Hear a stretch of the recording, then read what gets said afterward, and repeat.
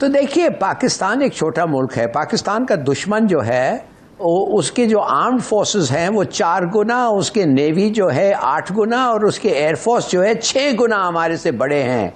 हमें हर सूरत में we want a good friend, और अभी हमें पता चल गया है कि हमारा अच्छा दोस्त कौन है। और अगर अभी तक हमें ये नहीं पता चला है तो हम चले गए थे कि पाकिस्तान ने कभी ढंग के फैसला नहीं करना, ना इधर होते हैं ना उधर होते हैं। चमगादड़ की तरह की फॉरेन पॉलिसी हमारी, इसको भी कहते हैं तुम्हारे साथ हो, उसको भी कहते हैं हमारे साथ हो। अब मामला इस दुनिया का और तरह का हो चुका है। अगर इंडिया को कोई एक्शन लेना है पाकिस्तान के खिलाफ, मैं आपको बताता हूं जो इंडिया में मूड है। जिस दिन लग गया और जिस दिन कोई बड़ा अटैक हुआ इंडिया में, terror attack, India will do it. India कर देगा। इसके वो हिंदी में कहते हैं ना, गोटियां फिट नहीं हो रही। आप पता नहीं आप समझ पा रहे हैं कि नहीं, वो गोटियां फिट नहीं हो रही। हाँ, जिस दिन गोटियां फिट हो गई, इंडिया कर देगा। मैं आपको बताता हूँ, पूरा मूड में आ रही है। इंटरनेशनली पूरी यूएन असेंबली में जो हुआ है मेजर साहब, सारे के सारे लीडर्स ने प्राइम मिनिस्टर मोदी को कोट किया, सबने कोट किया। एक कोई 9 को मुल्कों को तो मैंने देखा, स्टार्टिंग फ्रॉम इवन मैक्सिको और ब्राजील और पता नहीं कहां से मैं देख रहा था। आई मीन यूएस तो मैं बहुत सारे लोगों को देख भी रहा था, मेरे दोस्त भी बहुत सारे सहाफी वहां थे।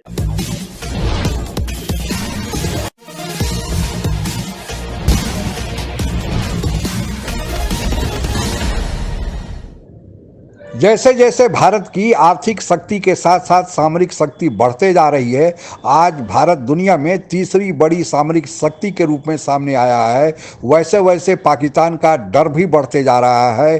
पाकिस्तानी मीडिया यह स्वीकार कर रही है कि भारत पाकिस्तान से 7 गुना सामरिक शक्ति में बड़ा है, पाकिस्तान भारत का मुकाबला नहीं कर सकता।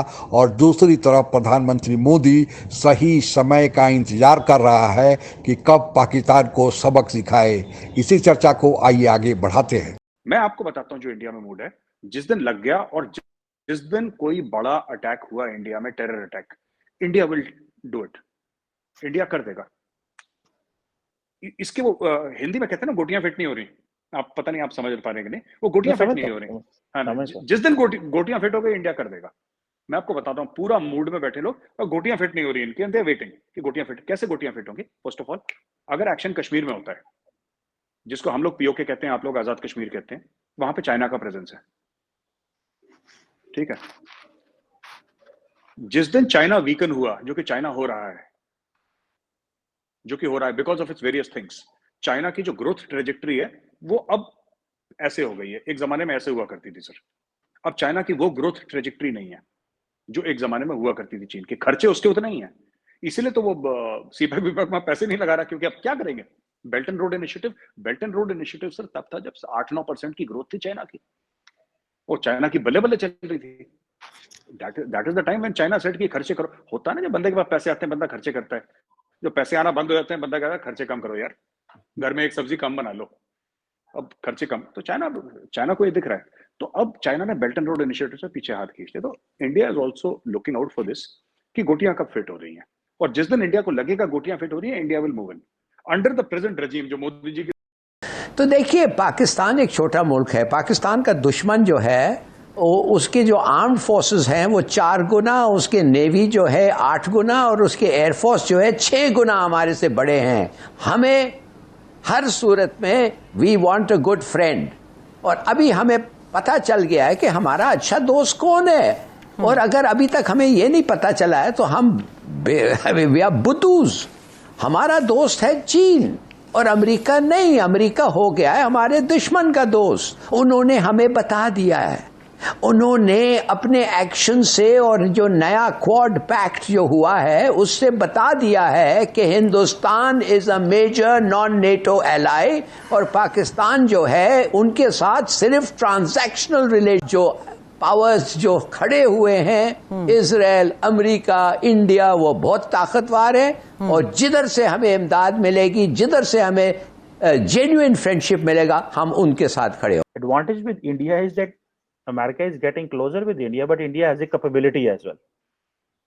iPhone 14 मैन्युफैक्चर हो रहा है, टेक इंडस्ट्री आ रही है, बहुत बड़ी बेस एंड ऑल दिस। आप नहीं समझते मेजर साहब कि ये जो prime minister Modi step back किए हैं फ्रॉम रशिया, ठीक है, और जो अमेरिका करीब आ रहा है, ये एक बहुत बड़ी एक जिसे कह रहे हैं ना कि एक डायरेक्शन है जो सेट होनी जा रही है इंटरनेशनली। पूरी यूएन असेंबली में जो हुआ है मेजर साहब, सारे के सारे लीडर्स ने प्राइम मिनिस्टर मोदी को कोट किया, सबने कोट किया। एक कोई मैं 9 को मुल्कों को तो मैंने देखा, स्टार्टिंग फ्रॉम इवन मैक्सिको और ब्राजील और पता नहीं कहाँ से मैं देख रहा था। आई मीन यूएस तो मैं बहुत सारे लोगों को देख भी रहा था, मेरे दोस्त भी बहुत सारे सहाफी वहां थे। सो आप क्या समझते हैं कि एक तो आपकी स्ट्रेटेजिक रेलेवेंस इंपॉर्टेंट है, आपकी ज्योग्राफी की वजह से आप भी मौजूद थे, इंडो पैसिफिक भी हुआ था, चाइना भी हुआ था, लेकिन हालात बदल गए। So American are smart.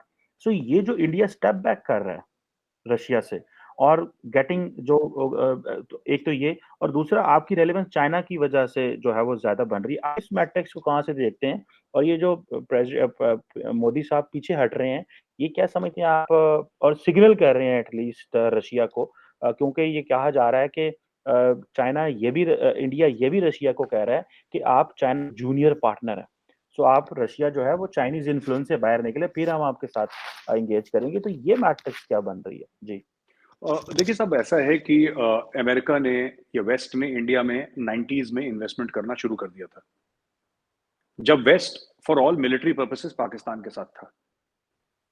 तो हमारा ये कहना कि अब हम अपनी जियो स्ट्रेटेजिक लोकेशन की वजह से लाडले बन गए हैं, मुझे नहीं लगता है। एक हद तक ठीक हो सकता है चीमा साहब, मैं I am not dismissing it outright, but ये कंप्लीट ये होल ट्रूथ नहीं है। हम लाडले अपनी एजुकेशन की वजह से बने हैं, and America can not do without India's education. हम इंडिया की मिलिट्री, हमारा सुपर पावर जो है, जो हमारा जो असली ताकत है, हमारे न्यूक्लियर वेपन्स हमारी ताकत है ही नहीं। हमारी ताकत हमारा एजुकेशन सिस्टम है। ट्रू। तो ये तो 90s से अमेरिका की इन्वेस्टमेंट है, जीवी, बड़ी बड़ी कंपनियां और जापान सुजुकी, ये 90s में आ चुकी थी यहाँ पे मल्टीनेशनल, यहाँ पे मैन्युफैक्चरिंग शुरू हो गई थी, कॉल सेंटर्स, आईटी वाईटी, इन्फोसिस, विप्रो, एचसीएल, टीसीएस वगैरह, ये सब दौड़ पकड़ चुकी थी 80s 90s में। तो ये कोई नया नहीं हो रहा है। मैं आपको बताता हूं, जो आपने बोला ना कि we have stepped back from Russia, देखिए आपको ऐसा क्यों लगता है? Because you think of the world as bipolar,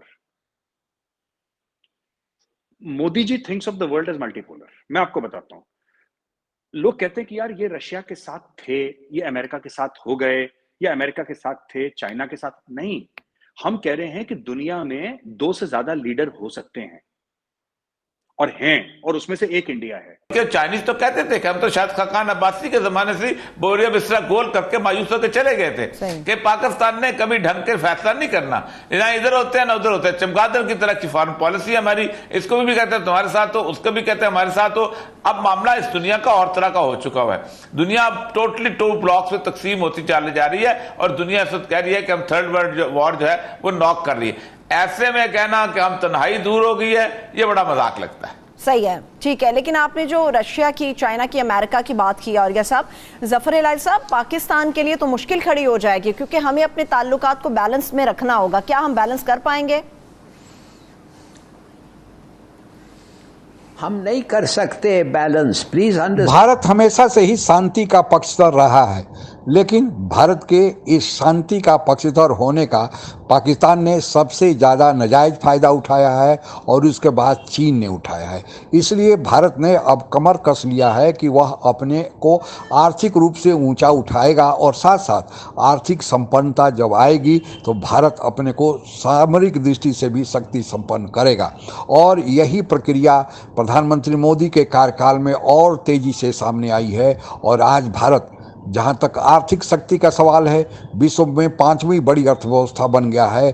दूसरी तरफ भारत सामरिक शक्ति का जहाँ तक सवाल है, विश्व की 3री बड़ी शक्ति के रूप में अमेरिका और रूस के बाद सामने आया है। भारत ने चीन को भी पीछे छोड़ दिया है। वर्ल्ड फायर पावर इंडेक्स के साथ साथ भारत के संबंध में जो एयर पावर इंडेक्स अभी सामने आया है, उसमें बताया जा रहा है कि भले ही चीन के पास ज़्यादा से एयरक्राफ्ट हो, लेकिन भारतीय सेना राफेल के आने के बाद और अपने कौशल और जो भारत में क्षमता है, उसके बल पर भारत ने चीन को भी पीछे छोड़ दिया है। तो अगर चीन को भारत ने पीछे छोड़ दिया है तो पाकिस्तान की क्या गिनती है? और वही पाकिस्तान को अब भारत से डर लगने लगा है। पहले पाकिस्तान भारत को आए दिन धमकी देते रहता था, वहाँ के मंत्री नेता तो टीवी पर आकर भारत विरोध करने और भारत पर बम चलाने का जो धमकी अक्सर दिया करते थे, अभी उनकी बोलती बंद हो गई है। और उसके पीछे कारण है न कि भारत ने अपने को आर्थिक और सामरिक दृष्टि से मजबूत कर लिया है, और गलवान घाटी में चीन ने भी देख लिया है कि भारत के साथ उसकी दाल नहीं गलने वाली है, और इसका असर पाकिस्तान पर भी हुआ है। यही कारण है कि अब दुनिया भारत को यह समझने लगी है कि भारत एक आर्थिक शक्ति के साथ साथ सामरिक शक्ति के रूप में भी दुनिया में सामने आया है। हालांकि दुनिया में रूस केवल सामरिक दृष्टि से मजबूत है, लेकिन जहां तक चीन और अमेरिका के सवाल है, वे सामरिक और आर्थिक दोनों दृष्टि से मजबूत हैं। लेकिन दुनिया की अन्य बड़ी शक्तियां, जिसमें जर्मनी, जापान आदि शामिल हैं, वे केवल आर्थिक रूप से मजबूत हैं।